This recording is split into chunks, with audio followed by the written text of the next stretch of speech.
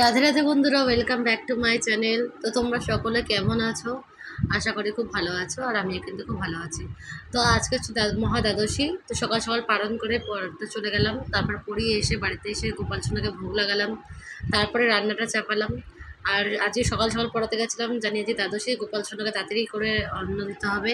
তো এই জন্য বাল্যভোগটা দর্শন করতে পারিনি তোমাদেরকে, অনেকটা তাড়াতাড়ি ছিল পড়াতে যাওয়ার জন্য। তো যাই হোক, এই দেখো 10টার সময় গোপালকে ঝুড়ি ভাজা আর বিস্কুট আর দুধ দিয়েছিলাম। তারপরে আমি 11:30টার মধ্যে গোপাল সোনাকে অন্নভোগ লাগিয়ে দিয়েছিলাম। তো আজকে সামান্য রান্না করেছিলাম, কারণ অনেক কাজ ছিল। তোমরা সকলেই জানো পারায়ণ হওয়ার পর একটা বাড়িতে কী অবস্থা হয়। তো সেই সব কাজ ছিল। তো কিছুটা কাজ কমপ্লিট হয়েছে, কাচাকুচি ছিল, অনেকটাই কাজ হয়েছে, বাসনপত্র সব ঢোকানো, মানে প্রায় সেই আমি ভোগ লাগিয়ে 11:30 পরে ভোগ নামিয়ে আমি চলে গেছি, আর ঘরে ঢুকেছি তখন 4টে বাজে। কাজকর্ম করে শুতে গেছি 4টের সময়। তো বুঝতেই পারছো কতটা লং টাইম কাজ করতে হয়েছে আজকে। তো এতটাই টায়ার্ড হয়ে গেছিলাম যে আমি আজ দুপুরবেলা ওই 4টের সময় শুয়েও পড়েছিলাম, আর ঘুমিয়েও পড়েছিলাম, আর 5টার দিকে উঠেও গেছিলাম। তো 5টার সময় উঠে আবার গোপাল সোনাকে মিষ্টি ভোগ লাগিয়েছিলাম। তোমরা একে একে সব ভিডিও অবশ্যই দেখবে।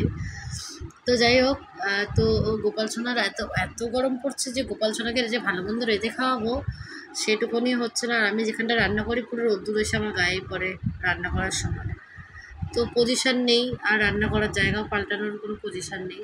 তো জানলা বন্ধ করে রান্না করলে পুরো ঘর গরম হয়ে যাচ্ছে, আর জানলা খুলে রান্না করলে রোদ্দুরে আমার গা গরম হয়ে যাচ্ছে। সবই একই ব্যাপার, মানে এদিকে গেলেও গরম লাগবে, ওদিকে গেলেও গরম লাগবে। তো যাই হোক, কিছু করারও নেই।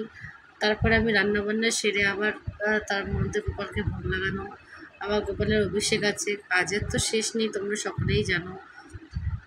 তো পারায়ণটা হয়ে যাওয়ার পরে একটা জিনিস কি খুব মিস করছি পারায়ণটাকে। যেহেতু এতদিন সব গুরু ভাই বোন একসাথে ছিলাম, আমাদের গুরু দিদি রান্না করে করে প্রসাদ পাওয়াচ্ছিল। তো এখন আর নিজেকে রান্না করে পেতে হচ্ছে, একদমই ভালো লাগছে না। কেউ রান্না করে দিলে না সেই প্রসাদটা দেখবে অনেকটা পাওয়া যায়, আর নিজে রান্না করে খেলে না বেশি খাওয়াও যায় না, আর ভালোও লাগে না। তো গোপাল সোনার প্রসাদ সবসময় অমৃত হয়, তোমরা সকলেই জানো। কাউকে যখন আমি প্রসাদ দিচ্ছি তো বলে অমৃত, আমি যখন খাচ্ছি আমার যেন কেন ভালো লাগে না কে জানে। প্রসাদ ভালো লাগে, মানে নিজে খেতে নিজের রান্না ভালো লাগে না। তো যাই হোক, কিছু করার নেই, প্রত্যেক দিন আমাকে রান্না করে খাওয়াবে, তো আমাকে রান্না করে খেতে হবে। তাই গোপাল সোনার জন্য দেখি নিত্য নতুন কী করা যায়। তো আজকে গোপাল সোনাকে ওই একটা ফুলকপি আলুর রসা আর বেগুন ভাজা করে দিয়েছিলাম। তো পাঁপড় ভাজবো ভেবেছিলাম, তো দেখতে গেলাম যে পাঁপড় নেই। তো যাই হোক, কালকে দেখি পাঁপড় আনাবো।